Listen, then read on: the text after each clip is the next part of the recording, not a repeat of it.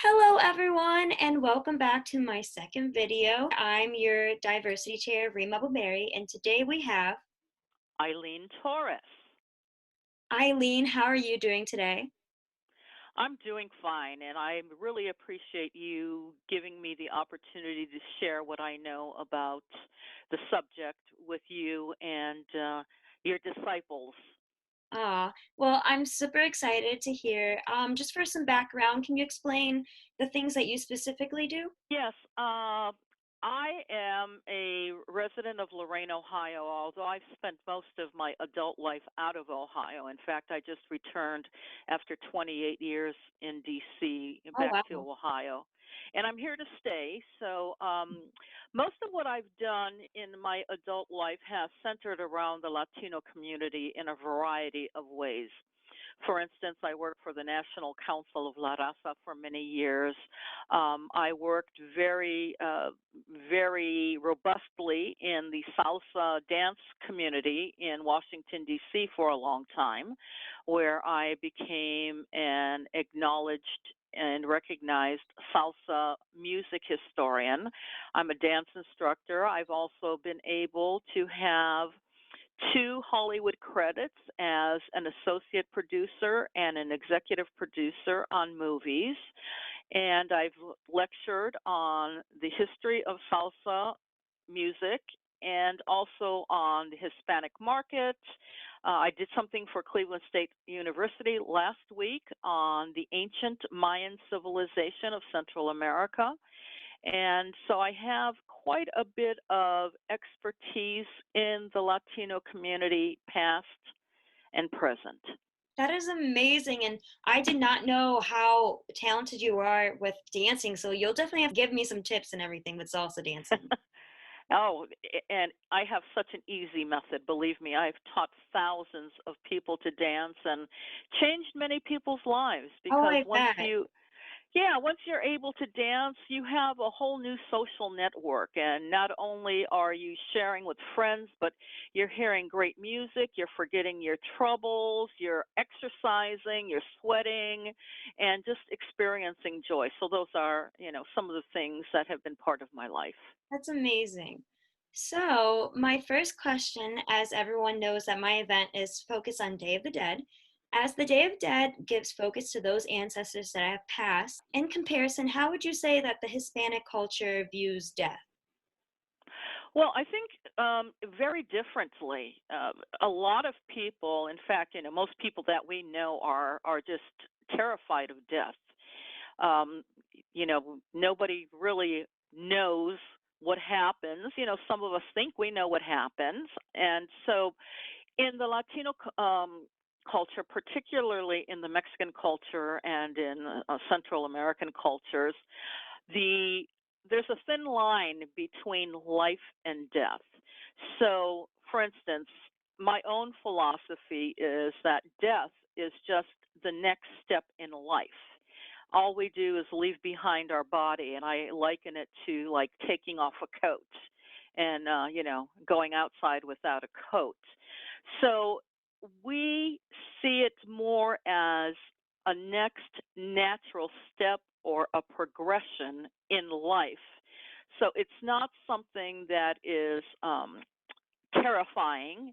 It's not something I wouldn't say that we're all dying to die, but however we accept it more readily than a lot of other people do. Yeah, and I think when we actually think about death, in some parts, it's kind of beautiful in the way of how we respect each other and that we all live in on this earth. So we should respect the land that we're given and just try to live a happy life. Well, and I'm glad that you brought up, respect the land, because as I was speaking about the Mayan culture, their culture is intimately tied to coexistence with Mother Nature. So all of these things have a cross reference or an interchange in the way people think. And I always like to remind people of the animated film Coco, because that's probably, even though it's a child's film, it has a very good way of presenting the idea of death and celebrating the lives of those who have passed on in a very joyous way. And I was very happy when that movie came out because I think it did a lot to educate people about the way some view death, and also just to provoke a new way of thinking. Yeah, that movie is amazing, and we'll touch on more about representation. My next question is, obviously not every Mexican or Latinx person takes part in this tradition, but has this tradition made any type of impact in your life specifically? Well, it was nothing that we ever participated in as I was growing up here in Lorain, Ohio. So, what I've learned about Dia de los Muertos actually, first came when I was a Chicano student at the University of Colorado, where the culture was more focused there.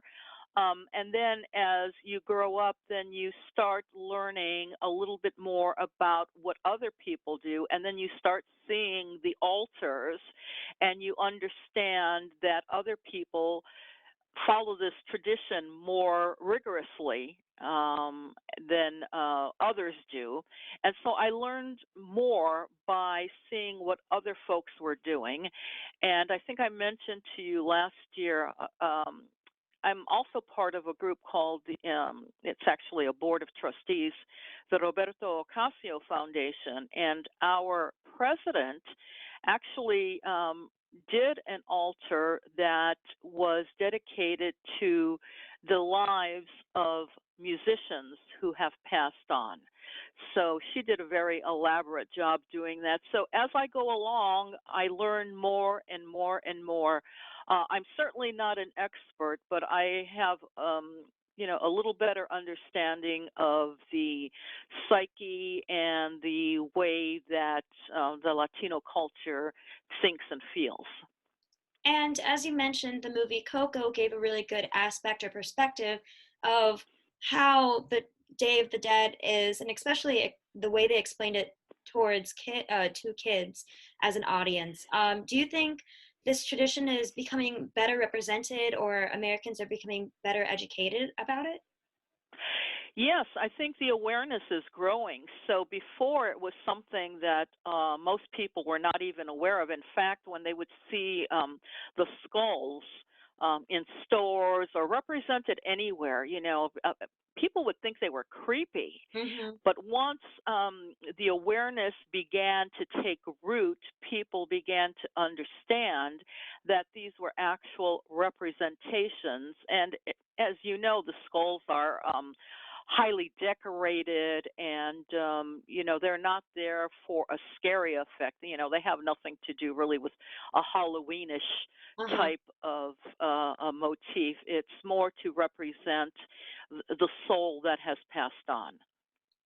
And with your huge knowledge of Mexican culture, whether that's with music or dancing, would you say there's any type of difference between Mexican music compared to the music we hear on the radio? Oh yes, every Latin American country has, the common bond or the common thread is it's sung in Spanish, and there are a lot of related musics. But for instance, just for instance, in Mexico, you will find so many different kinds and styles of music. Some that have more of an indigenous flavor, and you'll hear some music that's played primarily with flutes Hmm. and violins, although the violins, came in through the Spaniards. And then you will hear, the mariachi music, which a lot of people are very familiar with. And then you'll hear different types of pop music. So, that's one thing in Mexico. And then you go to other places. Say you go to Argentina, and they're big on tango, and of course they've got their own popular music, and a lot of these things are the different genres are um, I don't want to say accepted, but loved by lots of Latinos, primarily because the music is great. The words are sometimes soul stirring and definitely emotional. So yes, we all love the music, but it's so diverse.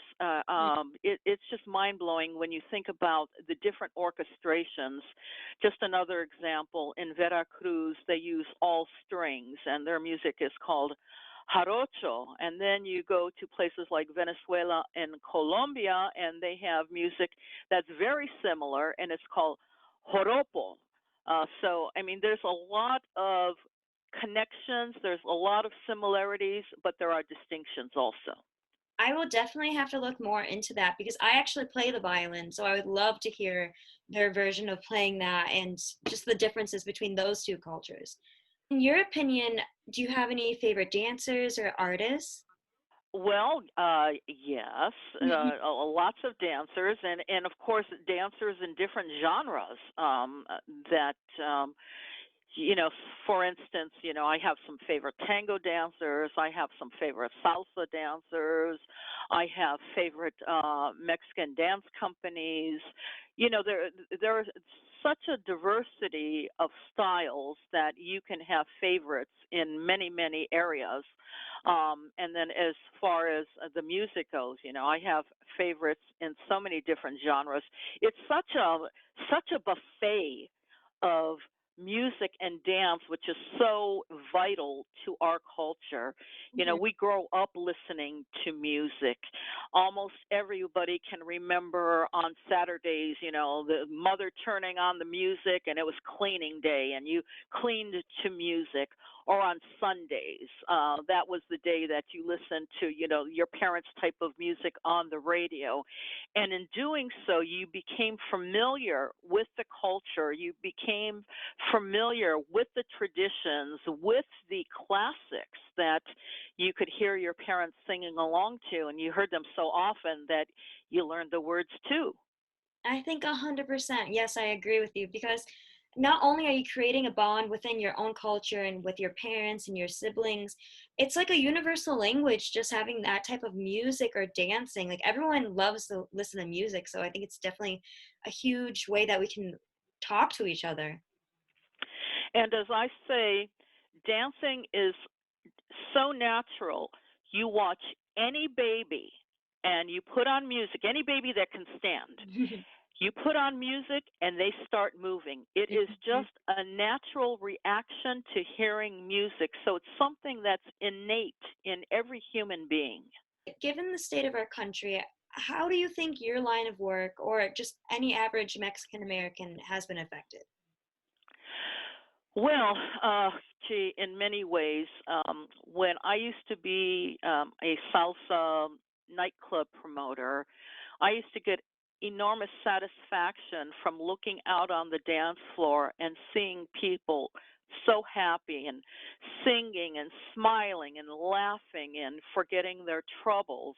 And as a person who has made a career in speaking publicly to people about our culture, now that we have been in the state where it is no longer safe to be in large groups, my business, for instance, has just really dropped off dramatically.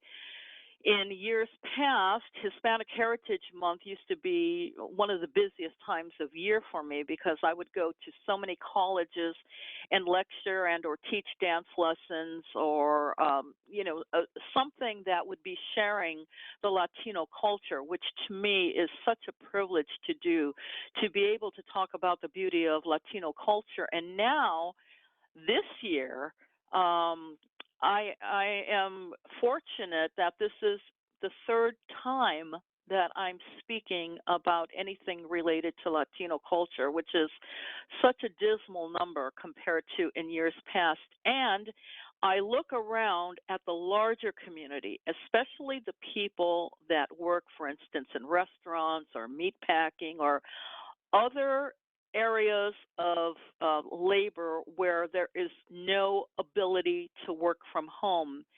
And what I see is something that is pretty sad.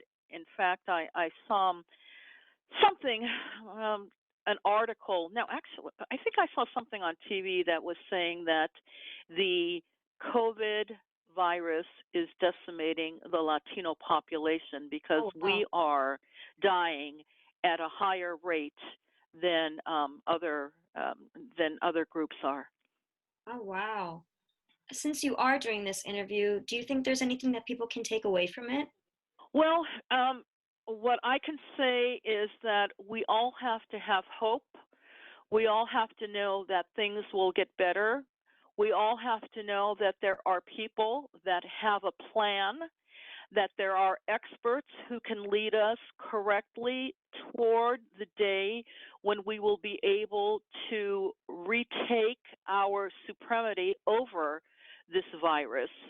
There is a day when there will be a vaccine that will immunize so many of us from the possibility of contracting this terrible virus.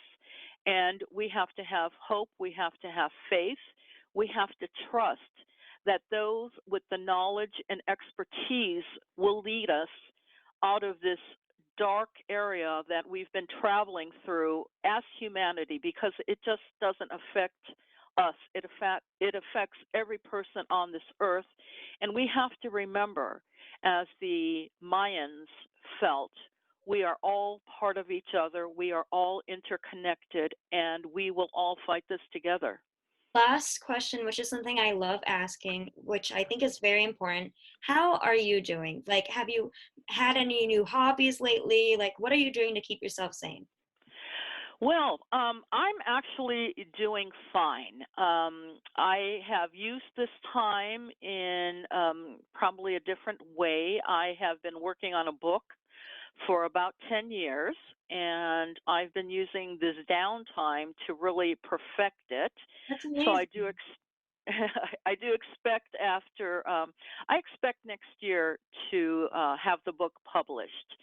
So I am definitely taking advantage of the time where I'm not running around and doing, 10 meetings a month or having a lot of other obligations, and using the time constructively to build something that I hope opens another chapter in my life. I'm so excited to hear your book and see and read your book, so I'll definitely keep track of that. And thank you Okay. again for just coming today and interviewing with me. It was my pleasure. It's an honor to even be considered to speak to someone about the Latino culture, something near and dear to my heart. So thank you for considering me and contacting me and actually having me speak with you and share my thoughts and words.